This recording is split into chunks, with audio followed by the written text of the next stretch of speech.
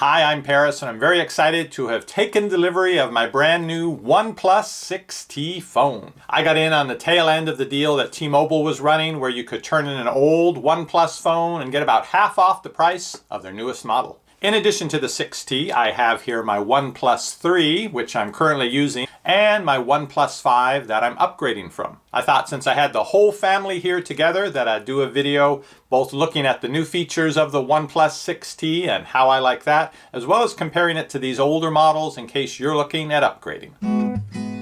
EpicReviewGuys. So this OnePlus 6T model is the T-Mobile version of the phone, which means it has T-Mobile software on it. Also, there's only one model available, but specs on it are pretty good. It's telling me about the in-screen fingerprint sensor here. This is what it looks like. I always hate getting the first fingerprints on the phone screen because it seems like for as long as you continue to own the phone, they never leave. Here's a close-up of the front of the OnePlus 6T and in the reflection, the neighbor's yard. And here's the back of the phone, nearly as reflective as the front and probably will get just as covered in fingerprints. It feels pretty similar to my OnePlus5. You can see it's just the tiniest bit longer and either exactly as wide or just the tiniest bit wider. Let's see what else is in the box. The OnePlus devices never give you a SD card slot for additional storage, so you do have to pay for that up front by buying a model that provides you with enough storage. This one has 128 gigabytes. I've always bought the 64 gigabyte storage and I have never run out, but this was the one model T-Mobile was offering. Looks like they gave me some kind of a case. I have never used case with my phone, but I'm thinking I might start now. This is very inexpensive, very basic plastic case. They're nice at packaging things. It's T-Mobile, so they've included my SIM card here. Why can't I just switch over the old? I guess if it's the same size, I can just switch the old one over, but just in case. And the dash charger transformer, USB charging and data transfer cable with the USB Type-C connector. And this is new. This is because there is no longer a headphone jack on the phone. I'm sad about that. So they've provided you an adapter piece to go from USB-C to your old style headphone. Here's what that piece looks like. Now they could have just included a nice set of USB Type-C earbuds. The OnePlus 6T, the power button, and the Do Not Disturb slider are over here. Let me turn the phone on. Volume button is on the other side. Oh, look at that. You can see how much of the front is screen. Nearly all of it, except for that little teardrop cut out for the camera.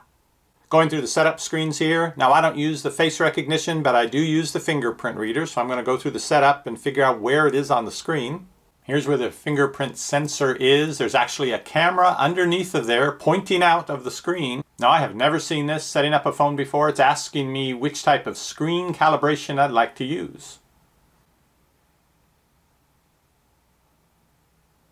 Oh yeah, that's warm. I'll go back to default. And here I am at the home screen. You can see along the bottom the visual representation of the home button and the back button. And then the notifications are squeezed way up here at the top along the same line as the camera. You can get a better sense of that here with the screen all white. So here's the difference in the screens between the OnePlus 6T, the OnePlus5. The phones themselves are very, very close to the same size, but by taking full advantage of all the available space on the front, looks like a so much larger screen. The new phone screen is supposed to be almost 6.5 inches, and my older OnePlus5, 5.5 inches. So almost an extra inch diagonally of screen real estate.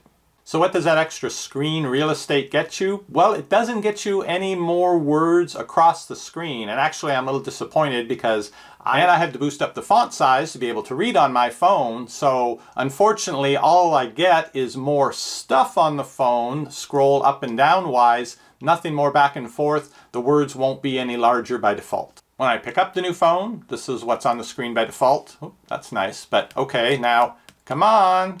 How do I get it back? I found if I move the phone around, it does that. But it's only when this faint image comes on the background screen that you see where to do the fingerprint.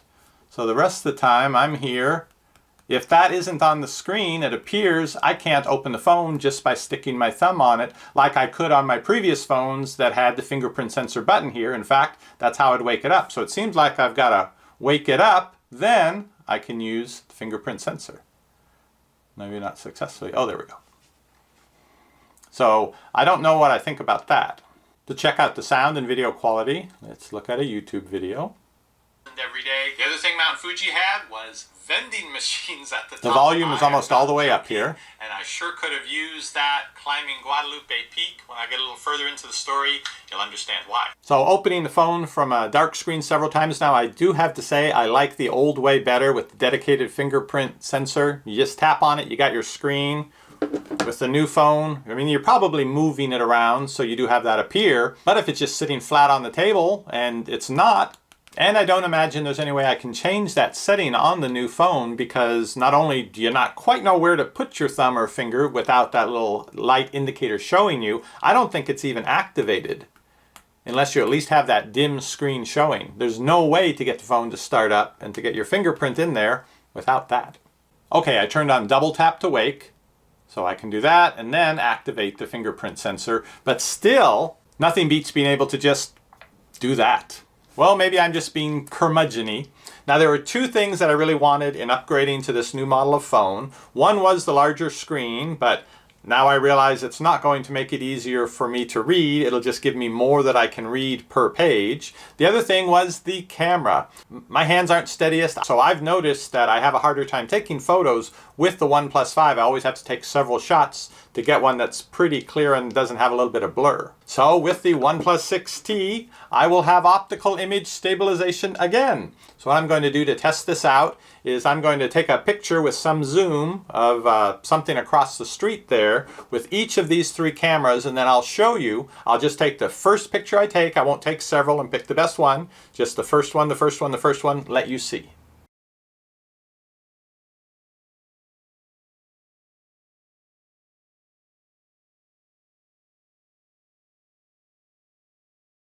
And let's try taking out a low light selfie with the front-facing camera on each of these phones.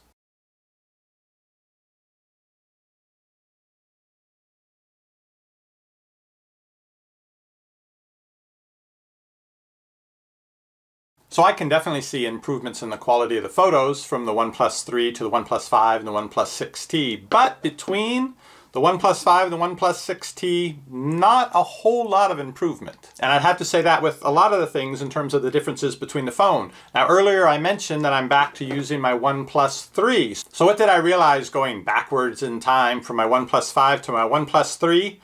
That it really wasn't that much of a hardship. Yes, the OnePlus 3 was a little bit slower, the apps opened a little slower, the fingerprint sensor was a little bit slower. But by how much? Maybe 10%. And I've noticed just in my brief time with the new OnePlus 6T that the difference from the OnePlus 5 may be about 10%. So I think people could pretty easily wait probably 3 to 4 years between upgrading their phones, and you'd actually see a nice improvement when you got your new phone at that time. Feel like it was worth spending the money. No longer lasts through the day without a charge, so you think, man, I've got to get a new phone. Well, that's only because you can't replace the battery in a lot of them. So you're spending $500, maybe $1,000 for a new phone that will give you maybe a 10 to 20% improvement over the performance of your old phone, all for the sake of a $20 battery.